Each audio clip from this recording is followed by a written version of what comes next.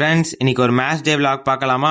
காலையில் எழுந்தவுடன் அனைத்து பிரைவேஸ் ஒர்க்கும் கம்ப்ளீட் பண்ணிட்டு வீட்டுக்கு தேவையான திங்ஸை வாங்கி விட்டு என்ன பிராண்டோ சன்ஸ்கிரீனே தெரியாம அதை மூஞ்சி ஃபுல்லா அப்பிட்டு வீட்டுல இருந்து கிரவுண்டுக்கு சத்துன்னு கிளம்பியாச்சு. அங்க போனேன் மேட்டையும் ஸ்டெம்பையும் ரெடி பண்ணிட்டு போட்ட டாஸ்ல ஆப்போனன்ட் ஓன் பண்ணி எங்களை பேட்டிங் பண்ண சொன்னாங்க. எங்க டீமோட டாப் ஆர்டர் பேட்ஸ்மேன் டக்குன்னு விக்கெட் லூஸ் பண்ணாம நின்று ஆடி ஒரு நல்ல டோட்டலுக்கு கொண்டு வந்தாங்க.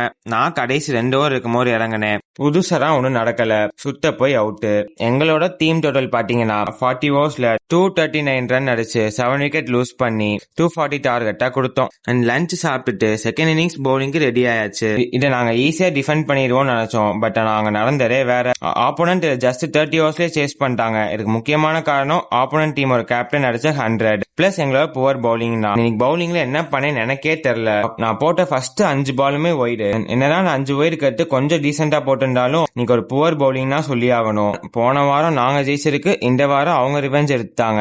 மேட்ச் முடிஞ்சோடனே இன்னைக்கு சரஸ்வதி பூஜாருமா பேட்டையும் பாலையும் வச்சு அடுத்து வரப்போற மேட்சஸ்ல ஒரு 10 செஞ்சுரி ஒரு 10 5 விக்கெட் ஹால் எடுக்கணும்னு வேண்டிட்டு கொடுத்த கேசரிய 4 ரன் உள்ள தள்ளிட்டு ஜோக் அபார்ட்ஸ் இன்னைக்கு பண்ண மிஸ்டேக்க அடுத்த மேட்ச்ல பண்ணக்கூடாதுன்னு என்னையவே நீ மோட்டிவேட் பண்ணி வீட்டுக்கு கிளம்பி இன்னைக்கு நாளை கம்ப்ளீட் பண்ணியாச்சு.